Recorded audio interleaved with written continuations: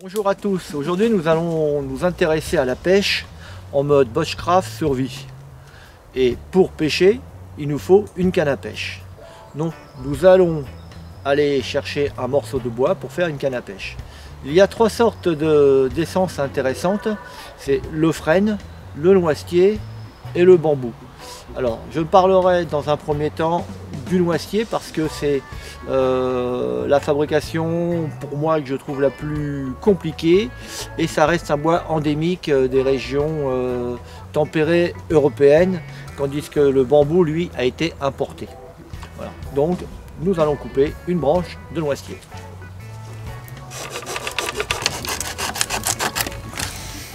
J'ai récupéré donc une branche de noisetier, un rejet, qui fait à peu près 3 mètres. Voilà, donc là, il est relativement souple et quand même assez pesant, parce que c'est une branche fraîche, pleine d'eau. Donc la première chose à faire, c'est déjà de retirer l'écorce, les petits nœuds, etc. Donc ça prend pas trop de temps. On va s'y atteler, tout de suite. Alors je prends évidemment, prenez un couteau, hein. Et la première chose à faire, c'est de retirer l'écorce.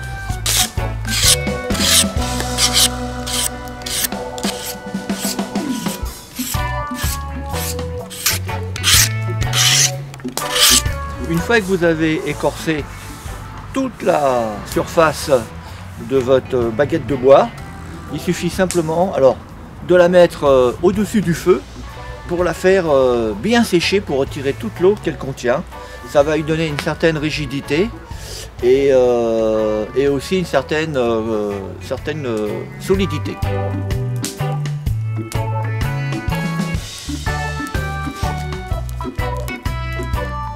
Alors, il est très important de bien sécher son bois. Voilà. On peut se rapprocher du feu, comme ceci. Je pense que en une heure de temps, vous avez fait sécher votre bois. Il faut être patient, voilà, il faut rester à côté constamment. Voilà. Faut pas que ça brûle surtout, sinon ça fera un point de faiblesse et il cassera. Donc c'est beaucoup plus long sur la partie la plus grande, on va dire, que sur la partie sillon, qui est beaucoup plus fin. Vous voyez ? Donc ici là, nous avons une courbe, elle remonte comme ça.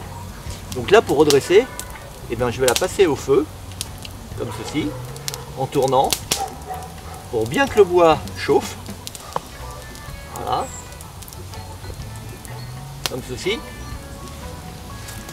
Bon bah voilà le résultat, la canne maintenant est droite. Bon, il y a des petites imperfections au départ près de ma main, mais ça c'est pas grave, ça ne nuit pas du tout à l'action de pêche. Par contre le reste, on peut voir qu'il est vraiment très très droit et ça nous suffit amplement.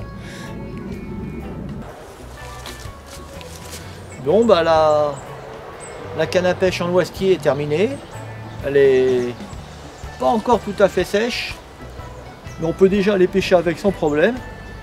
Voilà, donc il a fallu à peu près 2 heures. Comptez une petite demi-journée pour la faire sécher au feu, donc en faisant des allers-retours, tout ça. Ou alors si vous avez le temps, vous pouvez aussi la mettre dans un endroit à l'abri, puis l'oublier quelques semaines. Et elle va très très bien sécher. Là, voici une canne de bambou.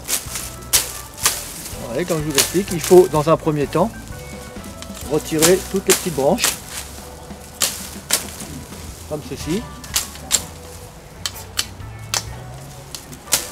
Ouais, c'est très simple, hein. Le bambou ne demande pas de réelle difficulté.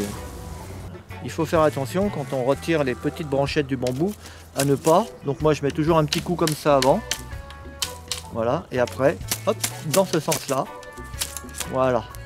Parce que si vous tapez directement comme ça, vous pouvez enlever un petit peu en quelque sorte l'écorce du bambou et là vous allez avoir un point de faiblesse. Au niveau de la pointe de la canne à pêche, comme vous pouvez le constater, vous laissez le dernier nœud là, vous coupez juste après et ça permet au fil que vous allez attacher ici qu'il évite de glisser. Sur la canne de bambou, j'ai juste retiré les petites branchettes. Voilà, j'ai pas eu réellement besoin de la redresser au feu parce que Elle est déjà à la base assez droite. Voilà. Alors, l'avantage du bambou, c'est surtout sa flexibilité et bien évidemment sa résistance. On fait quasiment un nœud avec du bambou. Ça, on ne peut pas le faire avec du noisetier. Voilà.